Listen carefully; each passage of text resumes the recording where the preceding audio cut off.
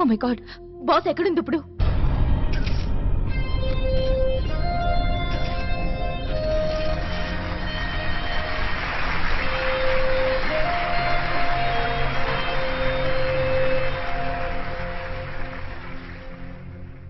Singapore investors అందరినీ హృదయపూర్వకంగా ఆహ్వానిస్తున్నాను.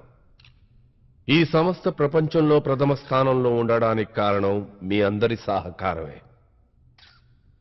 ఏ సంవత్సరం లేనంతగా మన టెక్నోట్రానిక్ సంస్థ ఈ సంవత్సరం $400 మిలియన్ లాభాన్ని ఆర్జించింది. అందుకే సంతోషంగా 100% డివిడెంట్ ని షేర్ హోల్డర్స్ కి ప్రకటిస్తున్నాను. Thank you. Any questions? అడగండి. డాక్టర్ ఆర్య, టెక్నోట్రానిక్ సాధించిన విజయానికి నా అభినందనలు. ఇప్పుడు నా క్వశ్చన్ ఏంటంటే, 20 ఏళ్ల ముందు భవిష్యత్తును చూసే కంప్యూటర్ను ఒక్కదాన్ని తయారు చేయాలని అనుకున్నారుగా, అప్పటి మీ కల నెరవేరిందా సార్? 20 సంవత్సరాల ముందు మీరు ఎన్నో కలలు కనుంటారు. అవన్నీ నెరవేరాయా? ఏమన్నారు? కొన్ని క్వశ్చన్స్ కి ఆన్సర్ చేయడం చాలా కష్టం. మీడియా ఈ విషయాన్ని గుర్తుంచుకోవాలి. నా జీనియస్ ఫ్రెండ్ రోహిత్ మరణించిన తర్వాత నేను కన్నా అద్భుతమైన కళ కలగానే మిగిలిపోయింది.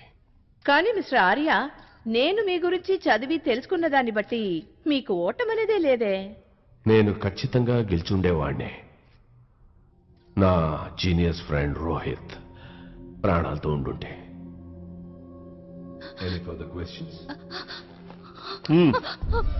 ఎక్కడికి వెళ్తున్నారు? సార్, నేను అర్జెంట్గా మా బాస్తో ఒక్క నిమిషం మాట్లాడాలి.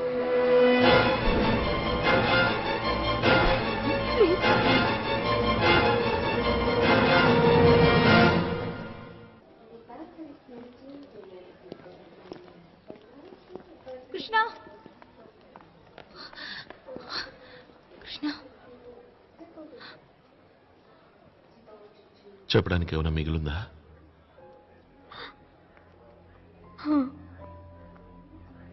ఏం నీతో ఏదో చెప్పాలట.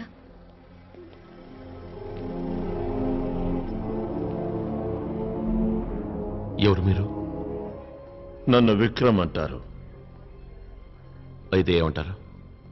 నా ఉద్దేశం, నువ్విక్కడికి ఎలా వచ్చావో అలా వెళ్ళకూడదని.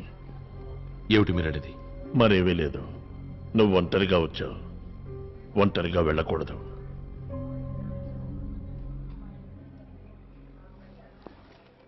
కృష్ణ, మీ నాన్న రోహిత్ బ్రతికే ఉన్నారు.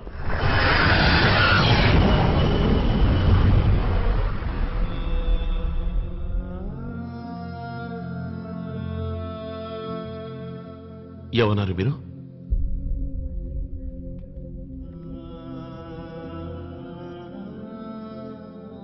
కృష్ణ, ఈ ఫోటో ఉంది చూడు.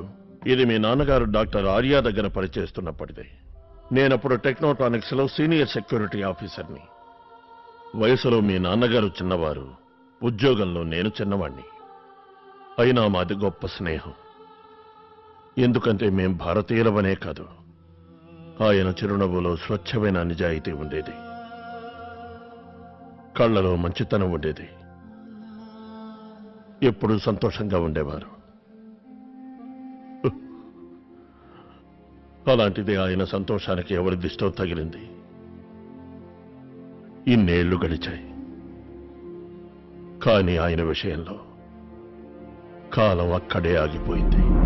ఆ రోజు ఉదయం వరకు ఆయన పనిలో నిమగ్నమై ఉన్నారు. ఎందుకంటే ప్రాజెక్ట్ కంప్లీట్ చేసి ఇండియా వెళ్ళాలి. Good morning chief. రండి విక్రమ్ గారు, రండి రండి. How are you this morning? నేను చాలా బాగున్నాను చీఫ్. కానీ మీరు ఇదే విధంగా రాత్రి పగలు వర్క్ చేస్తూ ఉంటే నిద్ర అనేది పట్టని రోగం వస్తుంది. ఇక ఇవాళతో ఇవన్నీ చేసే అవసరమే రాదు. ఇవాళ జరిగే ఈ కంప్యూటర్ ఇనాగ్రేషన్ తర్వాత దీన్ని డాక్టర్ ఆర్య గారికి హ్యాండ్ ఓవర్ చేసి నేను నా ఫ్యామిలీ దగ్గరికి వెళ్ళిపోతాను విక్రమ్ గారు. చీఫ్, మీరు తప్పుగా అనుకోకండి. మనం భవిష్యత్తును చూడగలమంటే నాకు నమ్మకం కలగడం లేదు. దేనైనా చూస్తే గానీ నమ్మరనుకుంటా. మీరు చూశారంటే అప్పుడు నమ్ముతారు. ఏంటి, నిజంగానే మీరు నాకు? మారేమనుకున్నారు? రండి, వర్తమానంలోనే ఉంటూ భవిష్యత్తుని చూసి కాలాన్ని కొలిచిన సంతోషాన్ని రుచి చూడండి. సరే, ఇది పట్టుకోండి.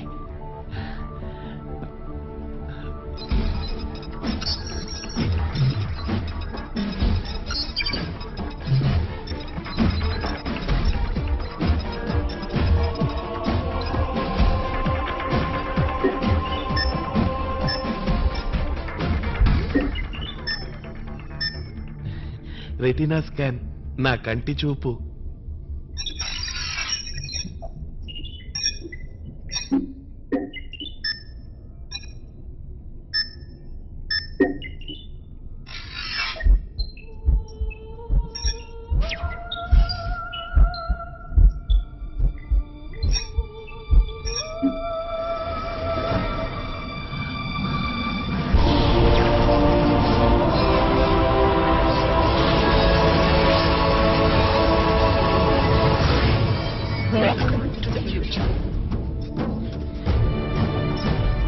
ఇవేనండి ఈ కంప్యూటర్కి పాస్వర్డ్లు. ఇవి లేకుండా కంప్యూటర్ స్టార్ట్ అవ్వదు. అయితే మీరు మన ఇండియా వెళితే ఇక్కడెలా సార్ మళ్ళీ? అంతకు ముందే నేను కంప్యూటర్ పాస్వర్డ్ మార్చేస్తాను. ఆ తర్వాత డాక్టర్ ఆర్య గారు మాత్రమే స్టార్ట్ చేయగలుగుతారు. చెప్పండి, ఏం చూడాలనుకుంటున్నారు మీరు? నేనేమీ చూడదలుచుకోలేదు చీఫ్, కానీ మీరే చెప్పారుగా మీ ఆవిడ ప్రెగ్నెంట్ అని.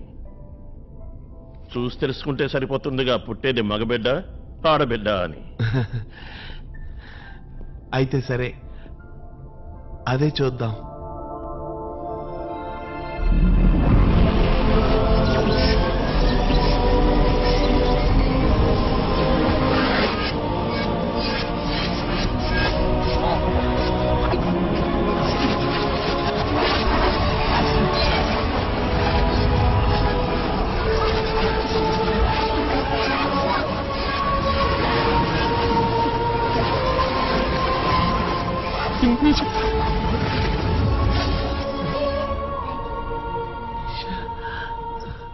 నా చిట్టి తండ్రి, నా బంగారు తండ్రి.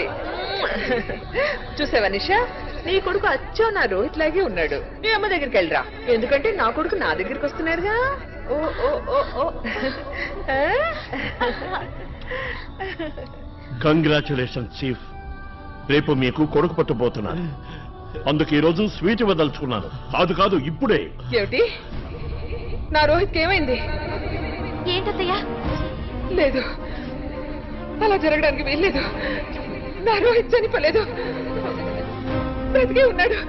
వాడికి కాదు. అంటే నేను సరిపో.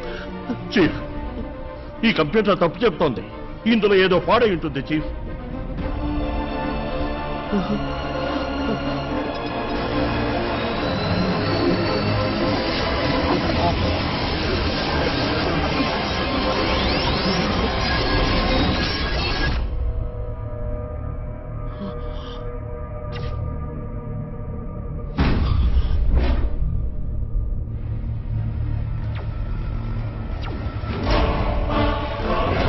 డాక్టర్ ఆర్య, అక్కడ 6:40 అయింది, ఇక్కడ 6:30.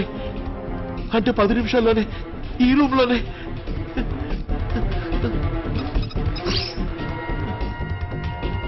అలా చూడండి డాక్టర్ ఆర్య.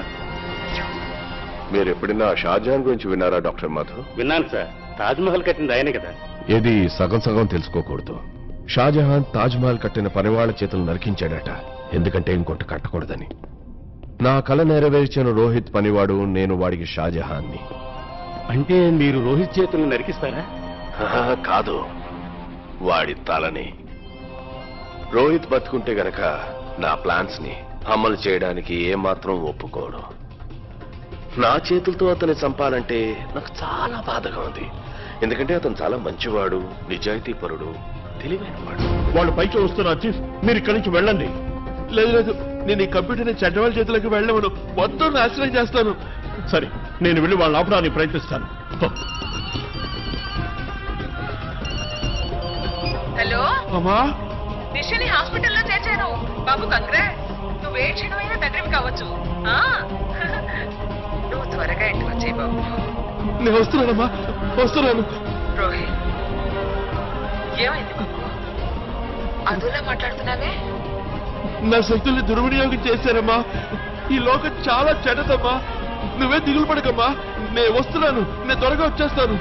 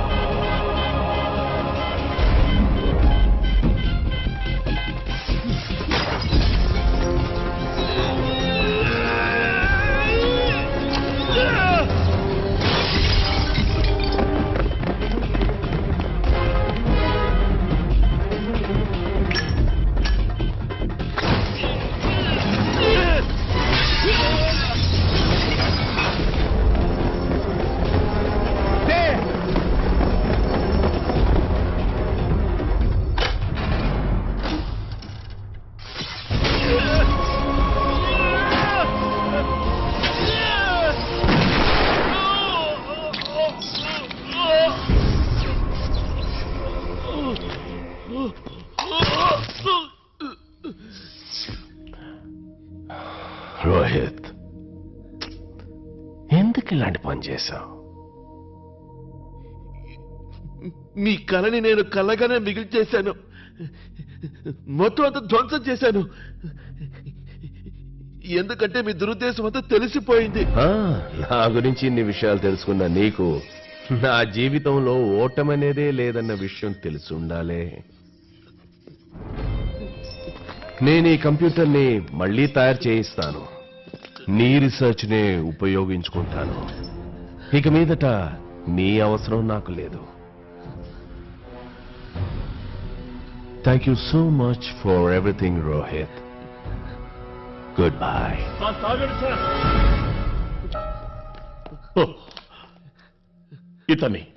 ఇతన్ని చంపకండి. రోహిత్ని మీరు గాని చంపారంటే ఇంకో కంప్యూటర్ని తయారు చేయగలరు, కానీ దాన్ని స్టార్ట్ చేయడం కుదరదు. స్టార్ట్ చేయాలంటే పాస్వర్డ్ కావాలి. ఆ పాస్వర్డ్ స్వయంగా రోహితే. వాట్? ఎస్ సార్, ప్రత్యక్షంగా నేను చూశాను. ఇతని కళ్ళల్లోని రెటీనా, దాంతోపాటు హార్ట్ బీట్ కంప్యూటర్లో ఫీడ్ అయితే గానీ కంప్యూటర్ స్టార్ట్ కావడం జరగదు.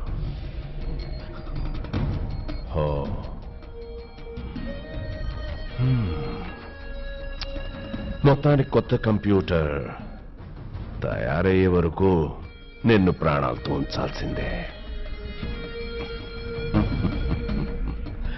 కానీ మరణం మాత్రం తప్పదు నీకు.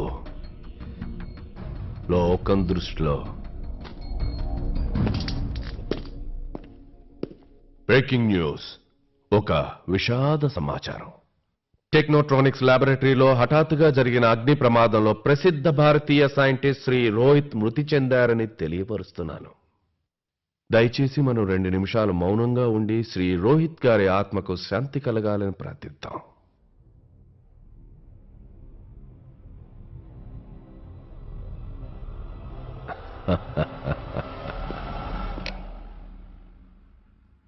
ఆ రోజు తర్వాత డాక్టర్ ఆర్య దగ్గర పనిచేయడం నాకు తప్పనిసరైంది.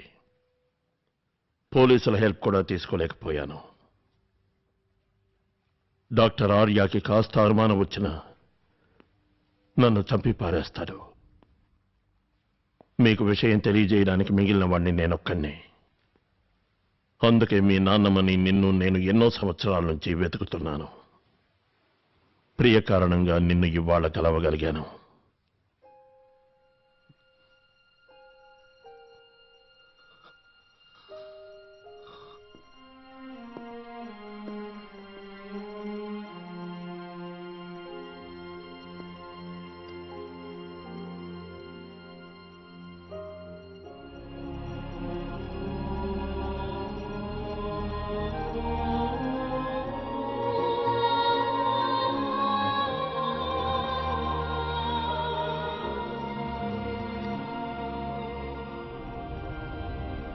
డాక్టర్ ఆర్య,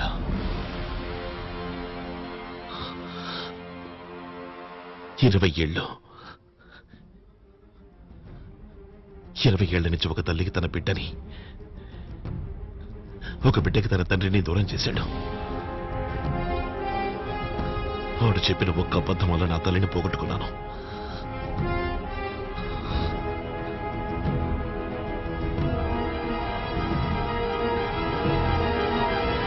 మా నాన్నగారు ఎక్కడున్నారు? ఇక్కడే సింగపూర్లోనే. డాక్టర్ ఆర్య 20 ఏళ్ల నుంచి ఆయన్ని యంత్రాల సహాయంతో మెదడు మాత్రమే బతికుండి శరీరం నిర్వీర్యమయ్యేలా చేసి బంధించి ఉంచారు. గుడ్ ఈవినింగ్ మిస్టర్ రోహిత్ గారు.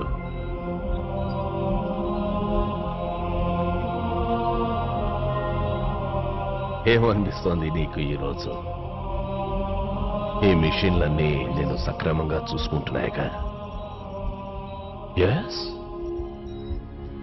గుడ్. రేపటి రోజు చరిత్రలో నిలిచిపోయే రోజు.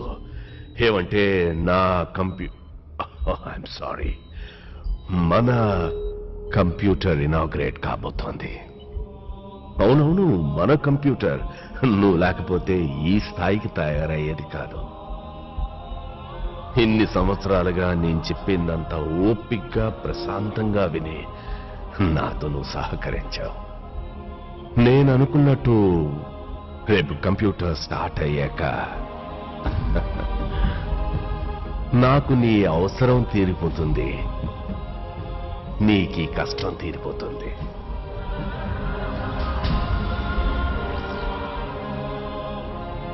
See you tomorrow.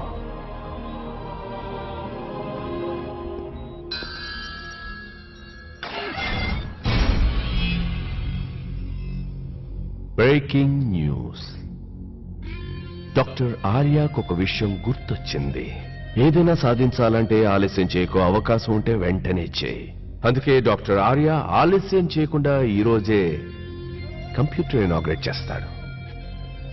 అలాగే ఈరోజే రోహిత్ ని అంతం చేస్తాడు. మా నాన్నగారిని ఇక్కడ ఈ గదిలో ఉంచారా? అక్కడి దాకా ఎవరైనా కొత్త మనుషులు చేరుకోవడం ఆల్మోస్ట్ ఇంపాసిబుల్. డాక్టర్ ఆర్య ఆ దీవిలో అన్ని చోట్ల టైట్ సెక్యూరిటీ ఉంచాడు. అందువల్ల అతన్ని ఆ కంప్యూటర్ని చేరుకోవడం కష్టం. కృష్ణ, డాక్టర్ ఆర్య గనక ఆ కంప్యూటర్ని స్టార్ట్ చేశాడంటే దానివల్ల ఏర్పడే వినాశనాన్ని ఈ లోకంలోని ఏ శక్తికి అడ్డుకోలేదు. ఈ లోకానికి, మానవాళికి జరిగే నష్టాన్ని తలుచుకుంటేనే భయంగా ఉంది. నేను, నువ్వు, మనందరం, అంతెందుకు మొత్తం ప్రపంచమే అతని చెప్పు చేతలోకి వచ్చేస్తుంది. అందువల్ల డాక్టర్ ఆర్యాని ఎలాగైనా ఆపి తీరాలి. ఇప్పుడు నీకు మీ నాన్ననే కాకుండా ఈ మొత్తం ప్రపంచాన్నే కాపాడవలసిన బాధ్యత ఉంది.